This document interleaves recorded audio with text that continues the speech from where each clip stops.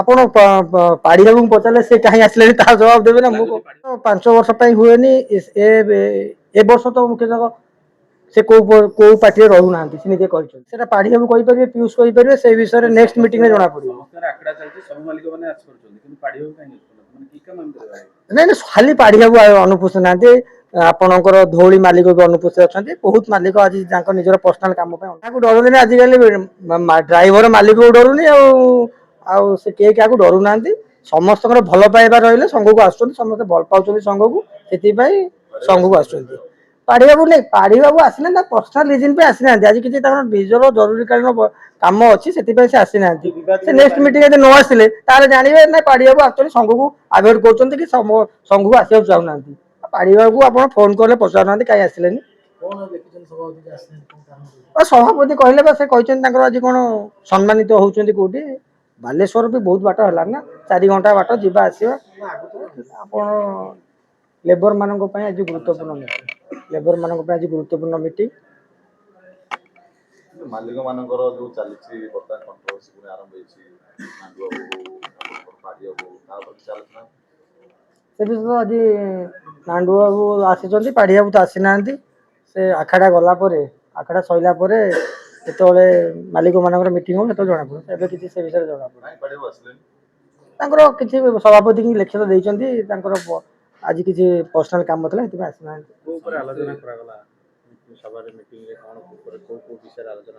ସଭାରେ ତ ଆମ ମାଲିକଙ୍କ ଭିତରେ କିଛି ଥିଲା, ଆମର ଇଣ୍ଟରନାଲ ଡିସ୍କସନ ଥିଲା, ସେ ବିଷୟରେ ଡିସ୍କସନ ହେଲା ଆଉ ଲେବର ମାନଙ୍କ ବିଷୟରେ ଡିସ୍କସନ ହଉଛି। ଆଉ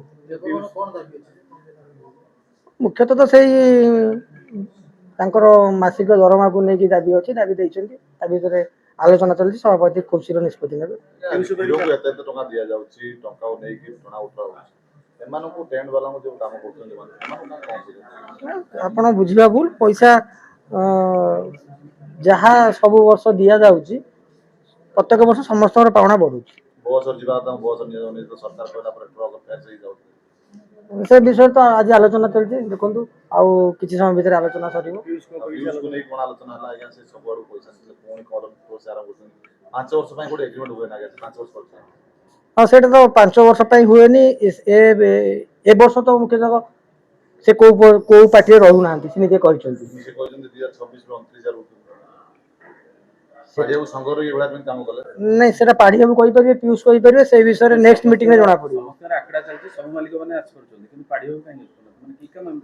ନାଇଁ ନାଇଁ ଖାଲି ପାଢୀ ବାବୁ ଅନୁପସ୍ଥିତ ନାହାନ୍ତି, ଆପଣଙ୍କର ଧଉଳି ମାଲିକ ବି ଅନୁପସ୍ଥିତ ଅଛନ୍ତି। ବହୁତ ମାଲିକ ଆଜି ତାଙ୍କ ନିଜର ପର୍ସନାଲ କାମ ପାଇଁ ଅନୁପସ୍ଥିତ ଅଛନ୍ତି। ଏଇ ଅଡିଓ ଭାଇରାଲ ହଉଛି ଏବେ, ପାଢୀ ବାବୁ ତ ଆସିଛନ୍ତି, ନାଣ୍ଡୁ ବାବୁ ଆସିଲେ, ସେ କାହିଁ ଆସିଲେ ନାହିଁ? ସାର୍ ଆପଣ ପାଢୀ ବାବୁଙ୍କୁ ପଚାରିଲେ ସେ କାହିଁ ଆସିଲେନି ତା ଜବାବ ଦେବେ ନା। ମୁଁ କିଏ କାହାକୁ ଡରୁନି। ଆଜିକାଲି ଡ୍ରାଇଭର ମାଲିକକୁ ଡରୁନି ଆଉ ସେ କେହି କାହାକୁ ଡରୁନାହାନ୍ତି। ସମସ୍ତଙ୍କର ଭଲ ପାଇବା ରହିଲେ ସଂଘକୁ ଆସୁଛନ୍ତି, ସମସ୍ତେ ଭଲ ପାଉଛନ୍ତି ସଂଘକୁ, ସେଥିପାଇଁ ସଂଘକୁ ଆସୁଛନ୍ତି। ପାଢୀ ବାବୁ ନାଇଁ, ପାଢୀ ବାବୁ ଆସିଲେ ନା ପର୍ସନାଲ ରିଜନ ପାଇଁ ଆସିନାହାନ୍ତି। ଆଜି କିଛି ତାଙ୍କର ନିଜର ଜରୁରୀକାଳୀନ କାମ ଅଛି, ସେଥିପାଇଁ ସେ ଆସିନାହାନ୍ତି। ସେ ନେକ୍ସଟ ମିଟିଂ ଯଦି ନ ଆସିଲେ ତାହେଲେ ଜାଣିବେ ନା ପାଢୀ ବାବୁ ଆକ୍ଚୁଆଲି ସଂଘକୁ ଆଭଏଡ କରୁଛନ୍ତି କି ସଂଘକୁ ଆସିବାକୁ ଚାହୁଁନାହାନ୍ତି। ପାଢୀ ବାବୁକୁ ଆପଣ ଫୋନ କଲେ ପଚାରୁନାହାନ୍ତି କାହିଁ ଆସିଲେନି। ସଭାପତି କହିଲେ ବା, ସେ କହିଛନ୍ତି ତାଙ୍କର ଆଜି କଣ ସମ୍ମାନିତ ହଉଛନ୍ତି କୋଉଠି। ବାଲେଶ୍ୱର ବି ବହୁତ ବାଟ ହେଲାଣି ନା, 4 ଘଣ୍ଟା ବାଟ ଯିବା ଆସିବା। ସେ ଆସିପାରିଲେନି ତ, ସେ ଆଗରୁ ବି କହିଥିବେ ଆସିପାରିବେ ବୋଲି, ଆମେ ଆସିଲୁ ବୋଲି ତ ଜାଣିଲୁ, ଆଜି ସେ ଆସି ପାରୁନାହାନ୍ତି। ତାଙ୍କୁ ପଚାରିଲେ ଭଲ ହବ। ଆଉ ଆମେ ସିଏ ସମ୍ମାନିତ ହଉଛନ୍ତି, ଯଦି ମୁଁ ସମ୍ମାନିତ ହେଇଥାନ୍ତି କହିଥାନ୍ତି।